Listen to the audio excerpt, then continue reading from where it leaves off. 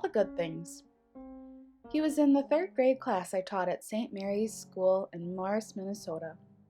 All 34 of my students were dear to me, but Mark Eklund was one in a million. Very neat in appearance, he had that happy to be alive attitude that made even his occasional mischievousness delightful. Mark also talked incessantly. I tried to remind him again and again that talking without permission was not acceptable. What impressed me so much, though, was the sincere response every time I had to correct him for misbehaving. "Thank you for correcting me, sister." I didn't know what to make of it at first, but before long, I became accustomed to hearing it many times a day. One morning my patience was growing thin when Mark talked once too often. I made a novice teacher's mistake. I looked at Mark and said, "If you say one more word, I'm going to tape your mouth shut." It wasn't 10 seconds later when Chuck blurted out, "Mark is talking again." I hadn't asked any of the students to help me watch Mark, but since I had stated the punishment in front of the class, I had to act on it. I remember this scene as if it occurred this morning. I walked to my desk, very deliberately opened the drawer, and took out a roll of masking tape. Without saying a word, I proceeded to Mark's desk, tore off 2 pieces of tape, and made a big X with them over his mouth. I then returned to the front of the room. As I glanced at Mark to see how he was doing, he winked at me. That did it. I started laughing. The entire class cheered as I walked back to Mark's desk, removed the tape, and shrugged my shoulders. His first words were, "Thank you for correcting me, sister." At the end of the year, I was asked to teach junior high math. The years flew by, and before I knew it, Mark was in my classroom again. He was more handsome than ever and just as polite. Since he had to listen carefully to my instruction in the new math, he did not talk as much in ninth grade. One Friday, things just didn't feel right. We had worked hard on a new concept all week, and I had sensed that the students were growing frustrated with themselves and edgy with one another. I had to stop this crankiness before it got out of hand. So I asked them to list the names of the other students in the room on 2 sheets of paper, leaving a space between each name. Then I told them to think of the nicest thing they could say about each of their classmates and write it down. It took the remainder of the class period to finish the assignment, but as the students left the room, each one handed me their paper. Chuck smiled. Mark said, "Thank you for teaching me, sister. Have a great weekend." That Saturday, I wrote down the name of each student on a separate piece of paper, and I listed what everyone else had said about that individual. On Monday, I gave each student his or her list. Some of them ran 2 pages. Before long, the entire class was smiling.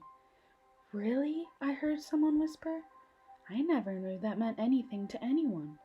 I didn't know others liked me so much." No one ever mentioned those papers in class again. I never knew if they discussed them after class or with their parents, but it didn't matter. The exercise had accomplished its purpose. The students were happy with themselves and one another again. That group of students moved on. Several years later, after I had returned from a vacation, my parents met me at the airport. As we were driving home, Mother asked the usual questions about the trip, how was the weather, my experiences in general. There was a slight lull in the conversation. Mother gave Dad a sideways glance and simply said, "Dad?" My father cleared his throat. "The Eklunds called last night," he began. "Really?" I said. "I haven't heard from them for several years. I wonder how Mark is." Dad responded quietly. "Mark was killed in Vietnam," he said. "The funeral is tomorrow, and his parents would like if you could attend."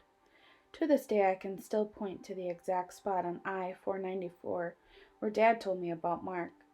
I had never seen a serviceman in a military coffin before. Mark looked so handsome, so mature. All I could think at that moment was, "Mark, I would give all the masking tape in the world if only you could talk to me." The church was packed with Mark's friends. Chuck's sister sang the battle hymn of the Republic. Why did it have to rain on the day of the funeral? It was difficult enough at the graveside. The pastor said the usual prayers and the bugler played taps. One by one, those who loved Mark took a last walk by the coffin and sprinkled it with holy water. I was the last one to bless the coffin. As I stood there, one of the soldiers who acted as the pallbearer came up to me. "Were you Mark's math teacher?" he asked. I nodded as I continued to stare at the coffin. "Mark talked about you a lot," he said. After the funeral, most of Mark's former classmates headed to Chuck's farmhouse for lunch.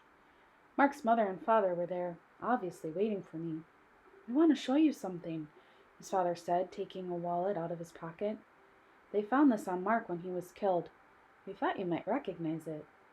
Opening the billfold, he carefully removed two worn pieces of notebook paper that had obviously been taped, folded, and refolded many times. I knew without looking that the papers were the ones on which I had listed all the good things each of Mark's two classmates had said about him. "Thank you so much for doing that," Mark's mother said. As you can see, Mark treasured it. Mark's classmates started to gather around us. Chuck smiled rather sheepishly and said, "I still have my list. It's in the top drawer of my desk at home." John's wife said, "John asked me to put his in our wedding album." "I have mine too," Marilyn said. "It's in my diary." Then Vicky, another classmate, reached into her pocketbook, took out her wallet, and shown her worn and frazzled list to the group. "I carry this with me at all times," Vicky said, without batting an eyelash. I think we all saved our lists. That's when I finally sat down and cried. I cried for Mark and for all his friends who would never see him again.